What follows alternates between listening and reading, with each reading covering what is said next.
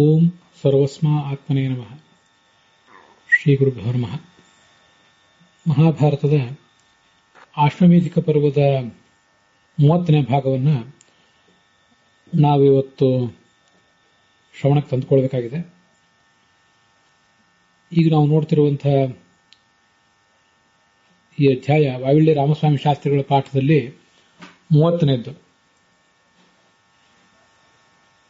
ವೈಷ್ಣವ ಪಾಠದಲ್ಲಿ ಮತ್ತೆ ಟಿ.ಆರ್. ಕೃಷ್ಣಾಚಾರ್ಯರ ಪಾಠದಲ್ಲಿ ಇದು 28ನೇಯ ಅಧ್ಯಾಯ.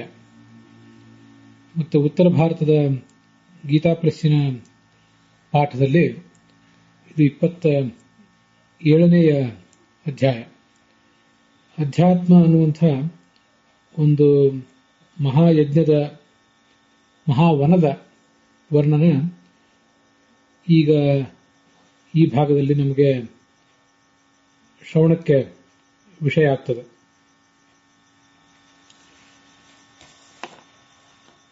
ಬ್ರಾಹ್ಮಣ ಮತ್ತು ಆತನ ಪತ್ನಿ ಅವರಿಬ್ಬರ ನಡುವೆ ನಡೆದ ಸಂವಾದ ಇದು. ಒಂದು ಸ್ಥಳ ಇದೆ. ಆ ಸ್ಥಳದಲ್ಲಿ ಅನೇಕ ಕಾಡು ನೊಣಗಳು ಮತ್ತೆ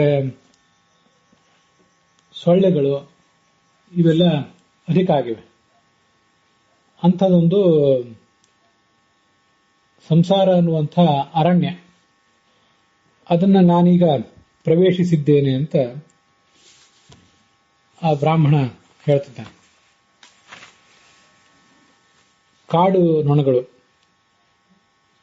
ನಾವು ನಾಡಿನಲ್ಲಿ ನೋಡುವಂಥ ನೊಣಗಳಿಗಿಂತ ಈ ಕಾಡು ನೊಣಗಳು ಸ್ವಲ್ಪ ದೊಡ್ಡವಾಗಿರ್ತವೆ, ಮತ್ತೆ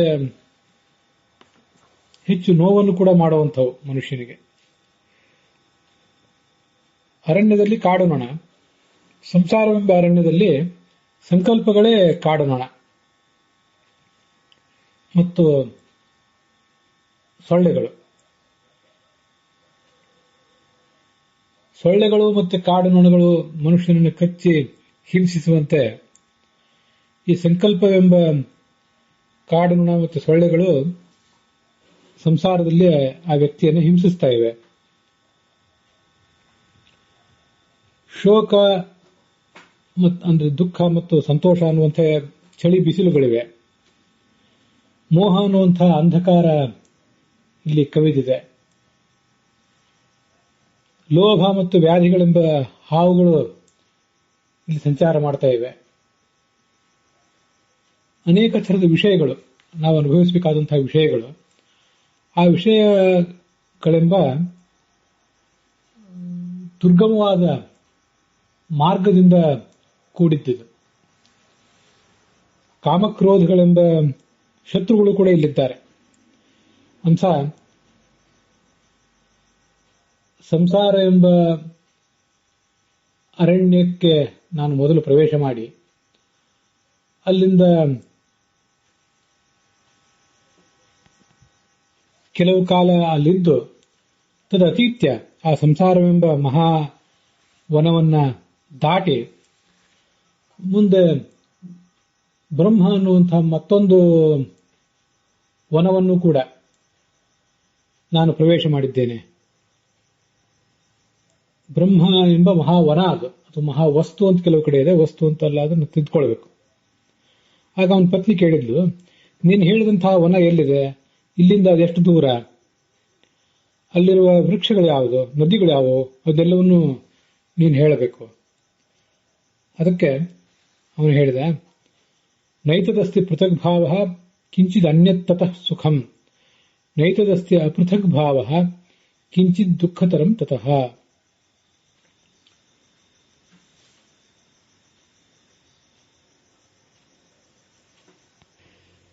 ಈ ಶ್ಲೋಕಕ್ಕೆ ಭಾರತ ದರ್ಶನ ಪ್ರಕಾಶನದಲ್ಲಿ ಒಂದು ಸರಳವಾದ ಅನುವಾದ ಕಾಣಿಸ್ತದೆ.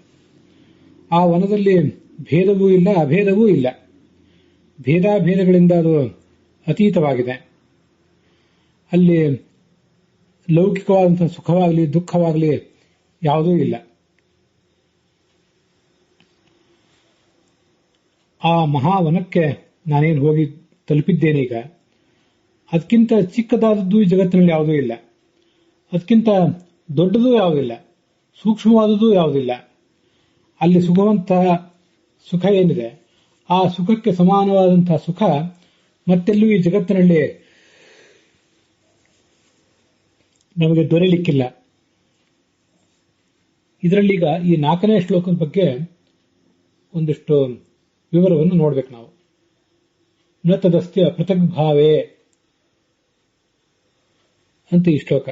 ಕೆಲವು ಕಡೆ ಇದು ನೈತದಸ್ತಿ ಪೃಥಕ್ ಭಾವ ಅಂತ ಪಾಠ ಇದೆ, ಇನ್ನು ಕೆಲವು ಕಡೆ ನೈತದಸ್ತಿ ಪೃಥಕ್ ಭಾವೇ ಅಂತ ಸಪ್ತಮಿ ವಿಭಕ್ತಿ ಅಂತವಾಗಿ ಕೆಲವು ಕಡೆ ಪಾಠ ಕಾಣಿಸ್ತದೆ.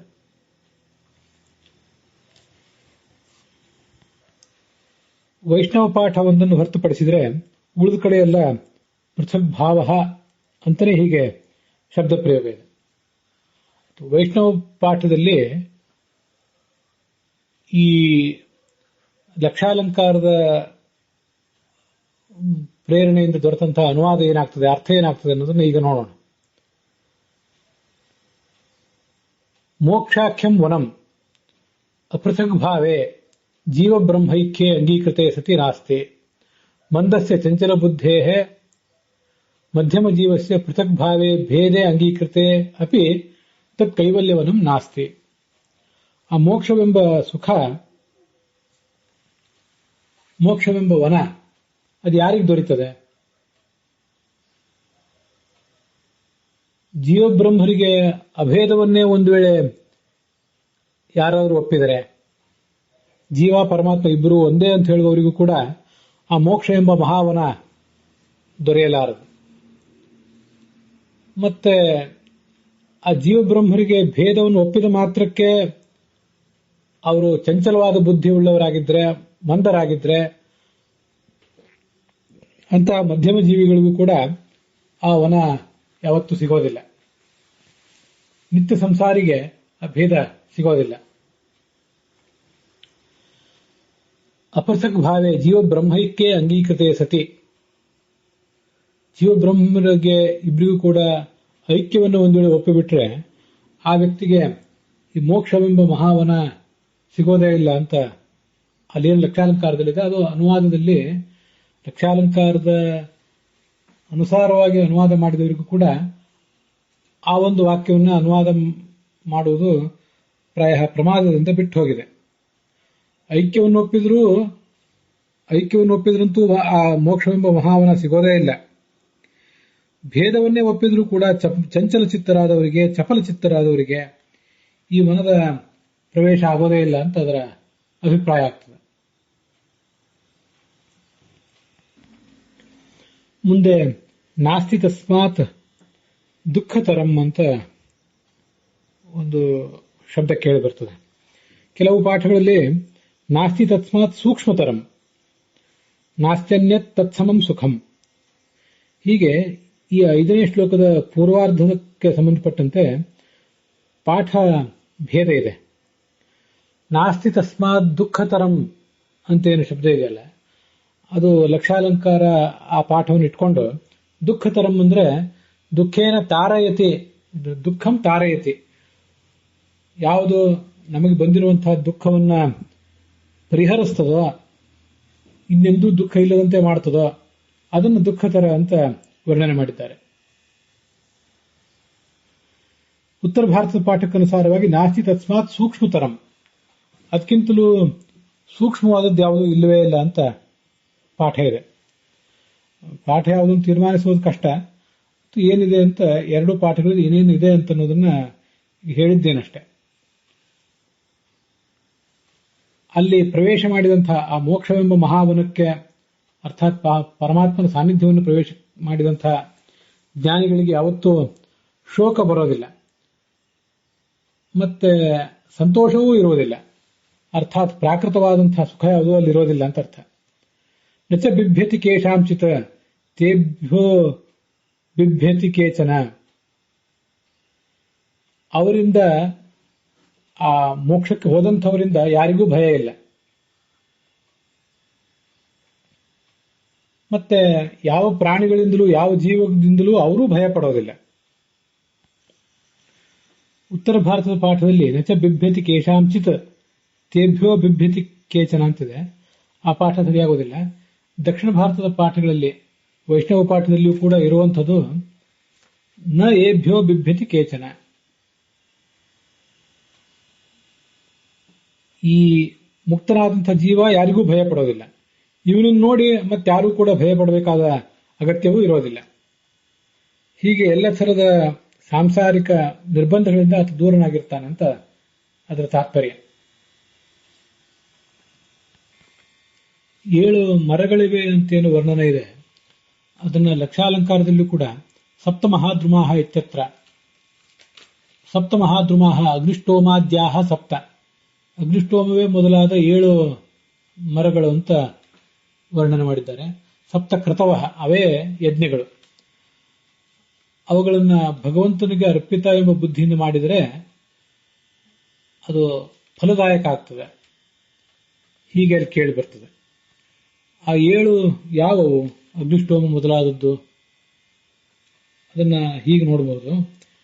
ಅಗ್ನಿಷ್ಟೋಮ 1ನೇದ್ದು, 2ನೇದ್ದು ಅತ್ಯಗ್ನಿಷ್ಟೋಮ, 3ನೇದ್ದು ಉಕ್ಥ, 4ನೇದ್ದು ಷೋಳಶಿ, 5ನೇದ್ದು ಅತಿರಾತ್ರ, ಮುಂದೆ 6ನೇದ್ದು ಆಪ್ತೋರ್ಯಾಮ ಮತ್ತು 7ನೇದ್ದು ವಾಜಪೇಯ. ಹೀಗೆ ಬೇರೆ ಒಂದು ಯಾವುದು ಮೂಲದಿಂದ ತಿಳಿದು ಬಂದಂಥ ಮಾಹಿತಿಯನ್ನು ಇದು ಹೇಳಿದ್ದೇನೆ. ಇವೇ ಆ 7 ಮಹಾದ್ರುಮಗಳು, ಆ ಮೋಕ್ಷವೆಂಬ ವನದಲ್ಲಿ ಇರುವಂಥವು ಅಂತ ನಾವು ತಿಳ್ಕೊಳ್ಬಹುದು. ರೂಪ, ರಸ, ಗಂಧ, ಸ್ಪರ್ಶ, ಶಬ್ದ ಮತ್ತು ಮಂತ್ರ ಮತ್ತು ಬೋಧ ಅನ್ನುವಂಥ 7 ಫಲಗಳು ಕೂಡ ಅಲ್ಲಿ ಸಿಗ್ತವೆ. ಅತಿಥಿಗಳು ಕೂಡ 7 ಜನ ಇದ್ದಾರೆ. ಮೂಸುವವನು, ತಿನ್ನುವವನು, ದ್ರಷ್ಟ ನೋಡುವವನು, ಸ್ಪೃಷ್ಟ ನೋಡು ಮತ್ತು ಮುಟ್ಟುವವನು, ವಕ್ತ ಅಂತ ಬೇಡ, ಸ್ಪೃಷ್ಟ ಅಂತ ಮುಟ್ಟುವವನು ಅಂತ ವಕ್ತಾದ ಸ್ಥಳದಲ್ಲಿ ಇಟ್ಕೊಳ್ಳೋಣ.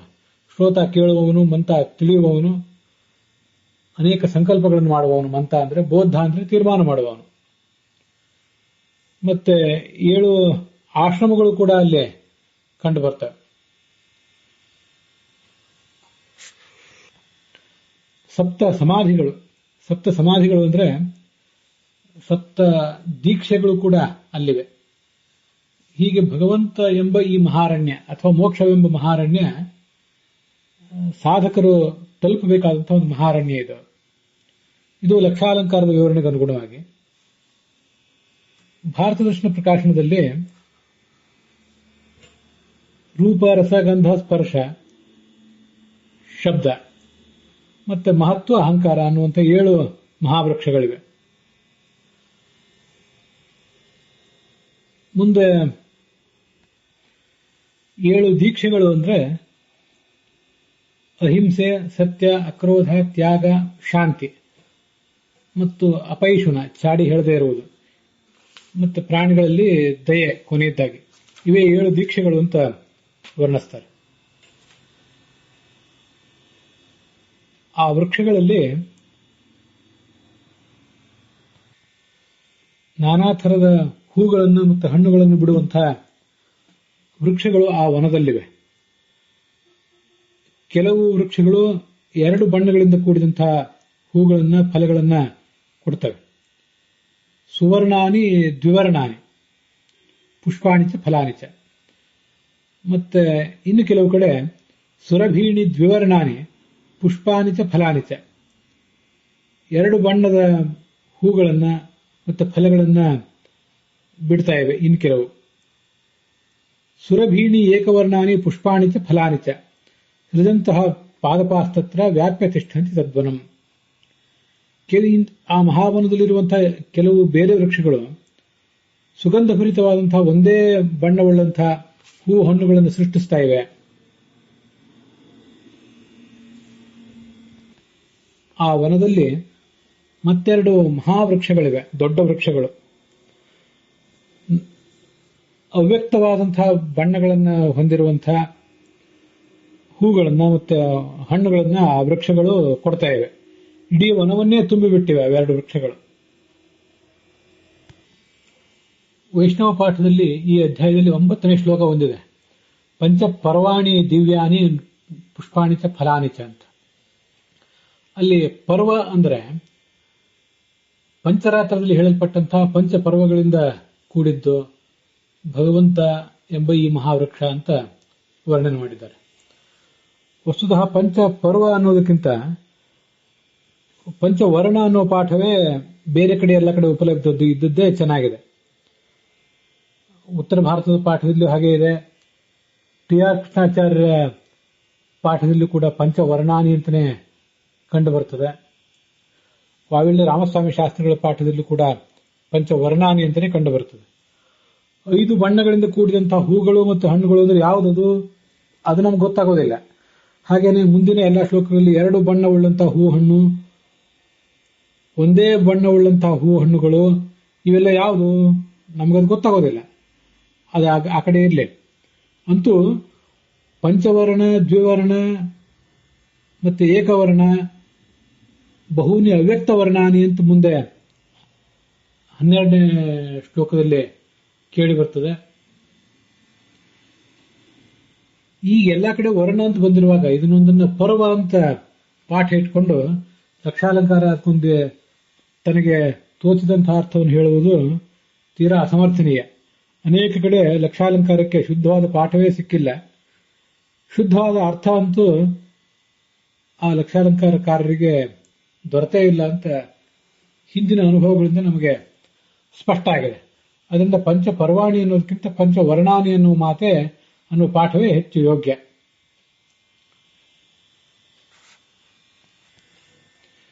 ಏಕೋ ವಂಧಿ ಸುಮನಾಹ ಬ್ರಾಹ್ಮಣೋ ಅತ್ರ ಪಂಚೇಂದ್ರಿಯಾಣಿ ಸಮಿನಶ್ಚಾತ್ರ ಸಂತಿ ತೇಭ್ಯೋ ಮೋಕ್ಷಾಃ ಸಪ್ತ ಫಲಂತಿ ದೀಕ್ಷಾಗುಣಾಃ ಫಲಾನಿ ಅತಿತಯಃ ಫಲಾಶಾಃ ಅಂತ ಮುಂದಿನ 13ನೆಯ ಶ್ಲೋಕ.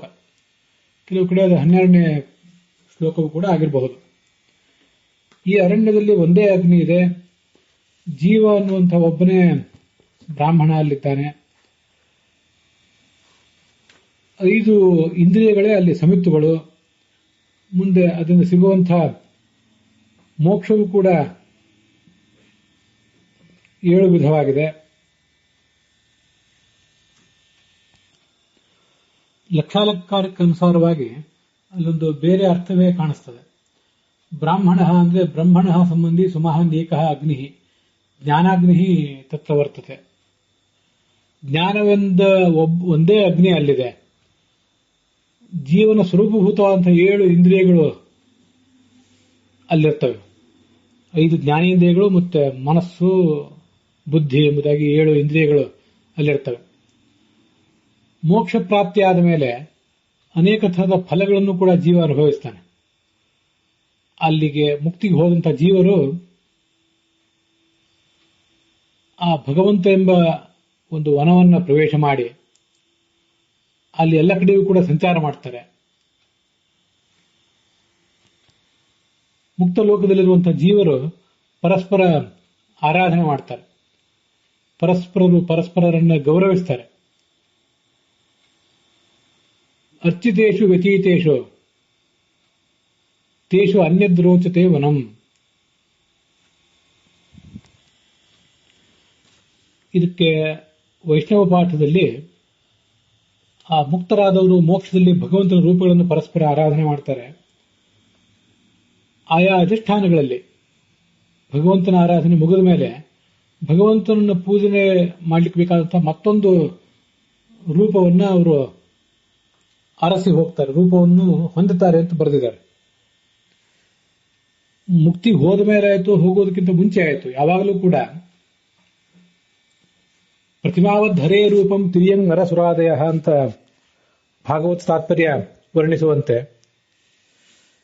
ತಿರ್ಯಕ್ ಪ್ರಾಣಿಗಳು, ಮನುಷ್ಯರು, ದೇವತೆಗಳು ಮೊದಲಾದವರೆಲ್ಲರೂ ಕೂಡ ಭಗವಂತನಿಗೆ ಪ್ರತಿಮೆಗಳಿದ್ದಂತೆ.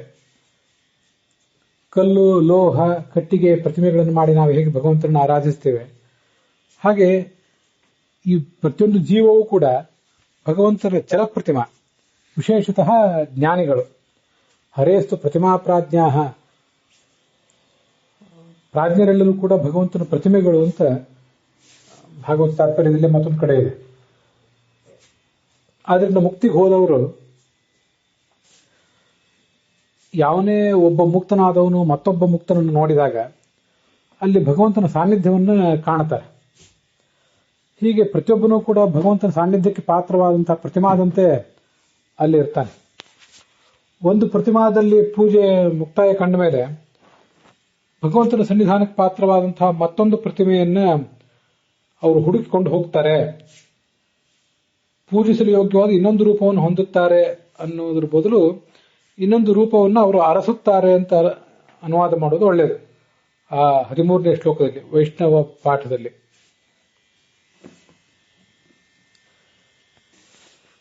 ಭಾರತ ದರ್ಶನ ಪ್ರಕಾಶನದಲ್ಲಿ ಬೇರೆ ಥರನೇ ಅನುವಾದ ಮಾಡಿದ್ದಾರೆ. ಮಹರ್ಷಿಗಳು ಆ ಮುಕ್ತ ಲೋಕದಲ್ಲಿ ಆತಿಥ್ಯವನ್ನು ಸ್ವೀಕಾರ ಮಾಡ್ತಾರೆ. ಪೂಜೆಯನ್ನು ಸ್ವೀಕಾರ ಮಾಡಿದ ನಂತರ ಅವರು ಲಯ ಹೊಂದುತ್ತಾರೆ. ಮುಂದೆ ಆ ಬ್ರಹ್ಮ ಅನ್ನುವ ವನ ವಿಲಕ್ಷಣ ರೂಪದಿಂದ ಪ್ರಕಾಶಿಸುತ್ತದೆ ಅಂತ ಹೀಗೆ ಅನುವಾದ ಮಾಡಿದ್ದಾರೆ. ಯಾವ ಅನುವಾದ ಸರಿ ಯಾವ ಅನುವಾದ ತಪ್ಪು ಅಂತ ಸ್ವಲ್ಪ ಅನುವಾದಕ್ಕೆ ಸಂಬಂಧಪಟ್ಟಂತೆ ಆಗಲಿ ಅಥವಾ ಪಾಠಕ್ಕೆ ಸಂಬಂಧಪಟ್ಟಂತೆ ಆಗಲಿ ತೀರ್ಮಾನ ತಗೊಳ್ಳಿಕ್ಕೆ ಸಾಧ್ಯ ಆಗ್ತಿಲ್ಲ. ಆದರೂ ಲಕ್ಷಾಲಂಕಾರ ಅನೇಕ ಕಡೆ ತುಂಬಾ ಸುಂದರವಾದಂತಹ ಅರ್ಥಗಳನ್ನು ಹೇಳಿದೆ. ಅಷ್ಟೇ ತಪ್ಪು ಅರ್ಥಗಳನ್ನು ಕೂಡ ಲಕ್ಷಾಲಂಕಾರ ಹೇಳಿದೆ. ಅವುಗಳನ್ನು ತಪ್ಪು ಅಂತ ಅನ್ನದೇ ಬೇರೆ ವಿಧಿ ಇಲ್ಲ. ಅಲ್ಲಿಗೆ 14 ಅಥವಾ 13ನೇ ಶ್ಲೋಕದ ವಿವರದೊಂದಿಗೆ ಇವತ್ತಿನ ಈ ಭಾಗ ಸಮಾಪ್ತವಾಗಿದೆ.